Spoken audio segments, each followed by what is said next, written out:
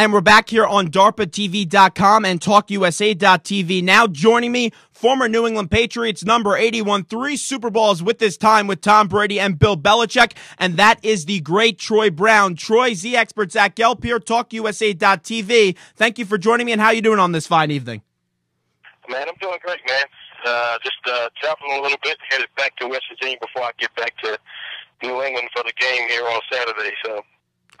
Well, thank you for coming on. And, you know, in 2004, when your team defeated the Philadelphia Eagles in the Super Bowl, during those playoffs, Charlie Weis elected to take a job at Notre Dame. And obviously, he's not the coach there anymore, but he did decide to stay with the New England Patriots that year and be your offensive coordinator through the course of the playoffs. Bill O'Brien did a similar move this week as he took the job at Penn State. Can you just recall that time when Charlie Weis took the job over at Notre Dame and was still staying with the Patriots? Was that a hectic time for you offensive players?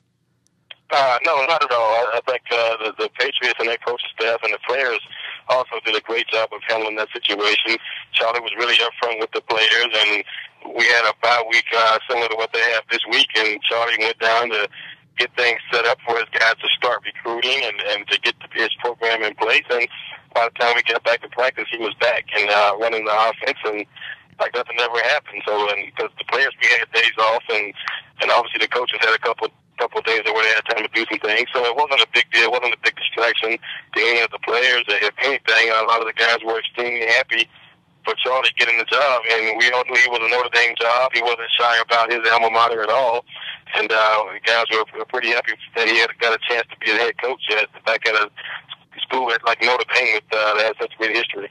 Josh McDaniels will now take over the job for next year. He'll be assistant coach for the Patriots this upcoming week when they play the Denver Broncos Saturday night at 8 o'clock on NBC. And McDaniels was the coach of the Denver Broncos last year, although he was fired. He was the offensive coordinator this year with the St. Louis Rams. And now, all of a sudden, during that bye week, he signed a deal to become a Patriots coach. If you were a player in that Denver's Broncos locker room, knowing he was your coach as of last year, would you be a little bit irate that he is now going to be with the Patriots this upcoming weekend when not being with them for the whole course of the season? Well, I think it's one of those things that probably need to be looked at, but when I saw it, I was like, how is that possible? I mean, players can't do that. When their season is over, they're done. They can't go sign with another team. But it seems to be within the rules of things, and they didn't bend the rules, they didn't break the rules, or anything like that. But, you know, and the Broncos, that's something they shouldn't even have to worry about, because McDaniels, they can coach them the whole season. There's some new players on that team, some new philosophies that they have on their team. So having McDaniels on the staff this year, I can see if he just came from Denver and just signed with New England, that would be obviously be a glaring problem. But McDaniels wasn't there the entire season. But I think overall, I think it may be something that players may get a little bit outraged about, because they're not allowed to go play with the Super Bowl contending team when you have a coach that just obviously played with the team that sucked, and he's able to move on now, you know, back to a team that has a chance to win the Super Bowl. That could be an issue, but for the Broncos to be worried, I wouldn't be worried about it at all. The Patriots are one of the healthiest teams going into the playoffs. They got healthier last week, getting back Brandon Spikes and Patrick Chung. From what you saw last week, do you think those two guys, and Spikes and Chung, are ready to go for this week? Do you think they can make an impact on this team? Well, they always have an impact on this team, but you know, even when those guys were playing, this defense, you know, really wasn't great as far as yardage. I mean, they've been really good about not giving up too many points. But you know, having a couple of experienced guys back in there always can help. You know, I think Spikes has always been a great run stopper. He's, you know, suffered a little bit in the passing game, and you know, Chung, his style of play, which forces him to be out a lot anyway because he's so physical, and is great in the run game. And it's great that depends on some of the better tight ends too in this league. He's even a good nickel cornerback for this football team at times. But so they can't help but help when you have receivers playing those positions and other guys playing those positions. Always helps to have your starters back in the lineup this time of year. We're talking a three-time Super Bowl champion, former New England Patriot wide receiver Troy Brown. And Troy, the last time the Patriots played the Broncos, they had a nice win, a double-digit victory, and that pass rush, they did lose Andre Carter in that game, but Mark Anderson had a nice job getting a multi-sack game. Do you think the Patriots going up against the Broncos this time can replicate their performance from a pass rushing standpoint going up against the Broncos this Saturday? Well, I think they showed some signs of being able to get to the pass rush a little bit better. They're doing some things different up front. They got some twists and stuff going on and getting some guys free, just trying to generate some pressure. And, you know, that is a big concern of the Patriots all year long. And for the last 2 or 3 seasons, it's been a big concern of the Patriots. And they seem to be gaining some momentum in that category. And Denver really hurt this team, too, running the football up the middle and forcing them to change philosophies on defense from a 3-4 to a 4-3 and trying to clog up some of those gaps. And it seemed to help that Patriots defense as that game went along as far as slowing that run game down to the Denver Broncos, who had, I believe, 70, 60 yards in the first quarter of that game rushing the ball, which is pretty outstanding. But we never really got a chance to see that Denver offense execute in the second half as far as the run game because they had a couple of turnovers which forced them to play a game they weren't ready to play, and that's with Tebow trying to bring the team back from behind. But, you know, yeah, I think they will have to generate a better pass rush, and they will generate a better pass rush this week. Like you said, the Patriots give up a lot of yards on the rushing side and on the throwing side from the defensive side of the ball. Tim Tebow last week had his best throwing game in his NFL career, and he still continues to run the ball at an excellent rate. If the Denver Broncos, what do you expect them to come out this weekend? Do you expect them to be heavy on the run first or heavy on the pass when they play this New England Patriots team? Well, I think they may mix it up a little bit and probably throw a little bit more on some obvious rundowns that they had against the Patriots in the first matchup. So they may mix it up a little bit, give people a little bit more of a chance to make some plays in the passing game. And you saw last week they let him throw the ball down the field a little bit, where he seems to be a lot more comfortable than throwing the ball in the intermediate area, which is a little bit backwards from what most quarterbacks want to do. They want to get rid of the ball real fast, but Tebow, him being able to escape some pressure sometimes, looks down the field and he's able to make some broken plays in the big plays for his football team, and actually threw the ball pretty well. He still only completed 10 passes, but they were all significant in the game and had a big impact on the game. He averaged over 30 yards of completion, so that's saying a whole lot for his big play ability and that football team. So I think you'll see a pretty good mix from the Broncos coming up tomorrow, because they still are a very good running team. Had 130 yards rushing against the Steelers, who were the #1 defense in the league, and especially against the run. So I think you'll see a good mix from them coming forward, and look to see Tebow attempt to throw some passes in some obvious run situations.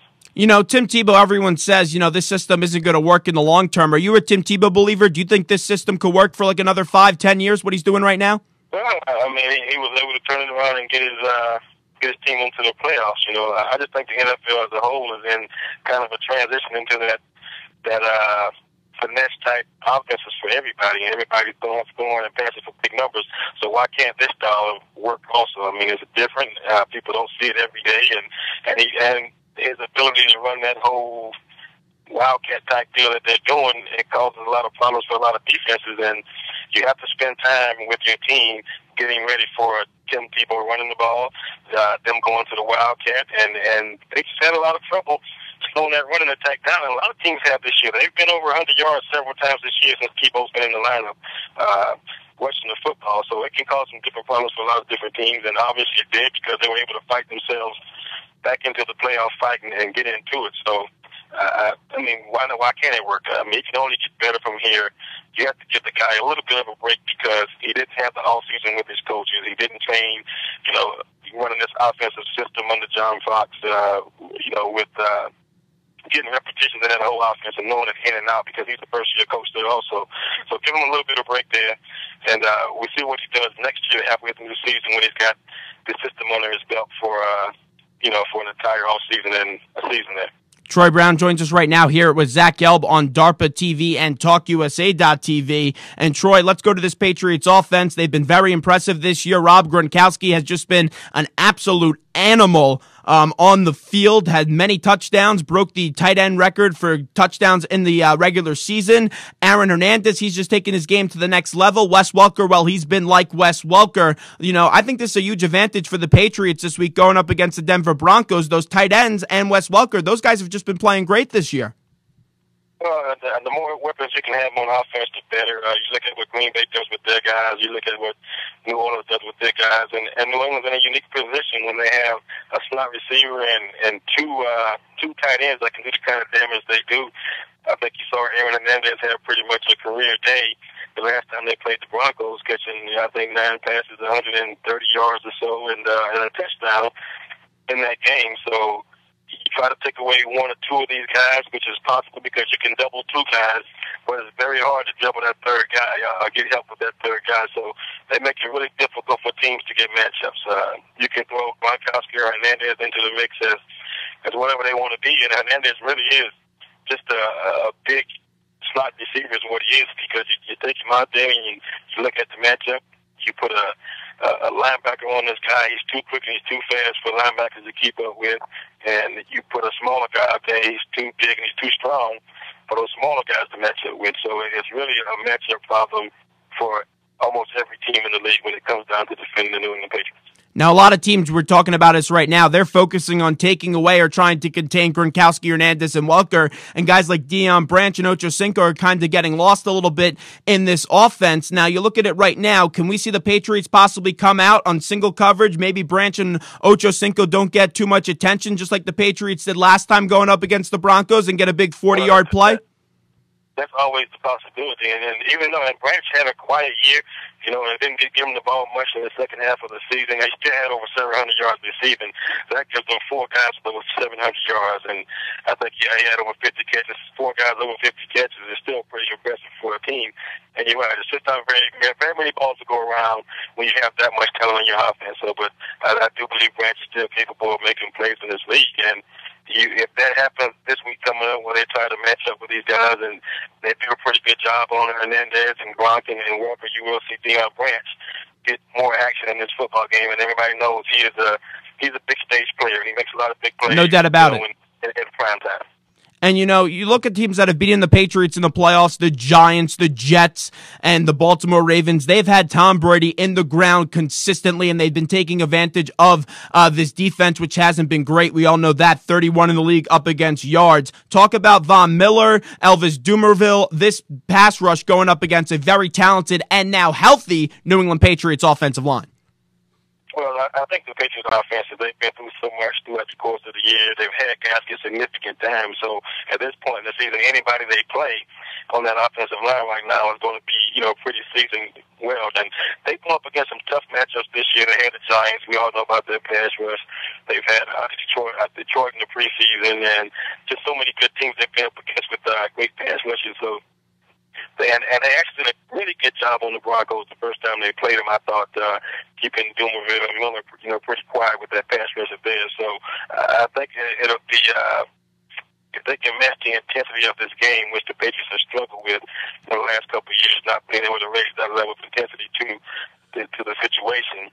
If they can raise that level this game, I think they'll do pretty good against a jacked up Denver Broncos team who are coming in flying high off of that big win against Pittsburgh. Now, you know Tom Brady better than anyone. You were one of his favorite receivers when you were here in New England, and I've seen Brady play for many years, and he's always passionate, and he always comes to the field ready to go, leading his team to victory. But this year, when the cameras zoom in on Tom Brady, it just looks like he's on a mission this year, and he has a look in his eyes that he's taking no prisoners. You kind of get in that feel this year with Tom Brady? Well, I've always gotten that feeling with Tom Brady. Even when I was playing with him, you could see the level of intensity in his demeanor and his eyes. And when it's game time, he tries to stay focused. And and it's really, you really see it when he doesn't want to crack a smile, when he gets that serious look on his face. And you can say a joke to him and do something to him to kind of get him to laugh, and he doesn't laugh. That's when you know he's really in his zone, and he's really focusing on what he has to do as the leader of that football team, as the quarterback of that football team. And it's, definitely, and I think you're right. This year you do see a little bit more of a swagger in him, because he's been getting a little bit of flack in the New England area. He and the team both for not winning a playoff game since 2007. Yeah, 2006 when they beat the Chargers. Yeah.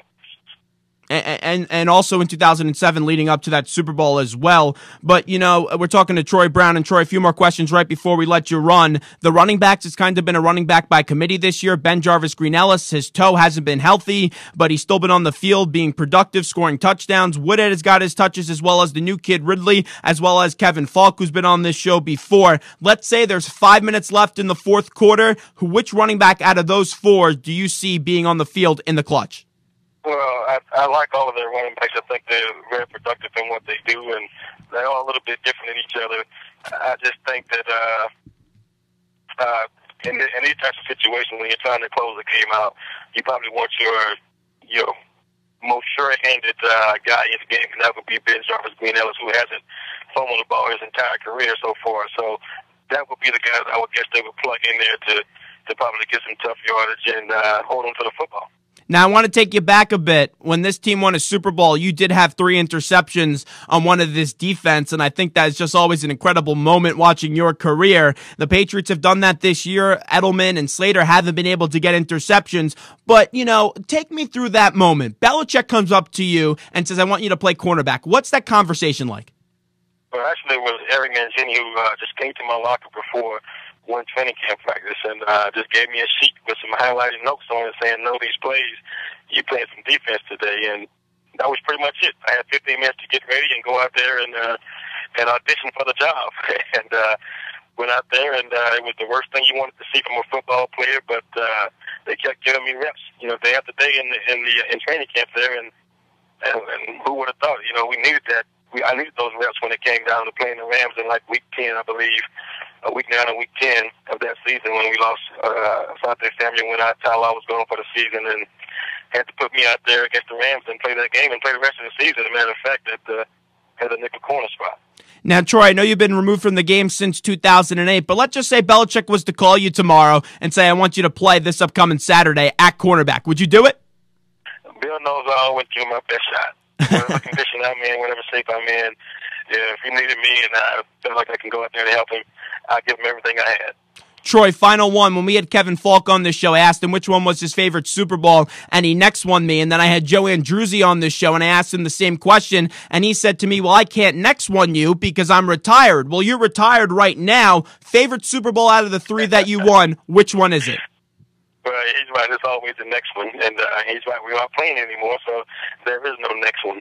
But I look back on it, man, I really, it's hard to pick between all of them because they all had their special meanings. I think the way we went out and won that first one and you came out as a team and the Patriot way, going through the whole 9/11, we lost one of our coaches, Dick Rabine, our quarterback coach, and there's so many different things we went through as a team and as a nation that year.